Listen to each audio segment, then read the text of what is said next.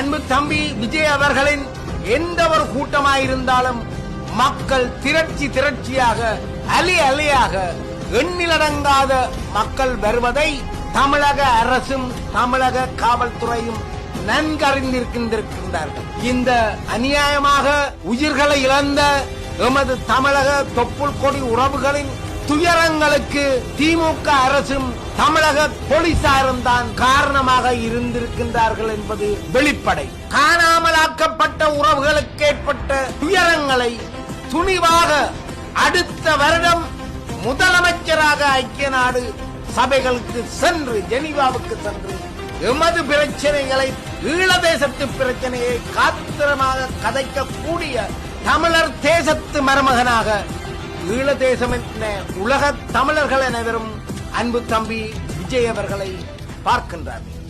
கடந்த காலத்தில் எப்படி முள்ளிவாய்க்காலில் எமதினம் கொல்லப்படும் பொழுது கருணாநிதி அவர்கள் ஒரு பொய்யான உண்ணாவிரதத்தை தொடங்கி எமது மக்களை பலி கொடுத்து விட்டார் என்ற கவலை இன்றைக்கும் தமிழினத்துக்கு ஈழதேச மக்களுக்கு இருக்கின்றது.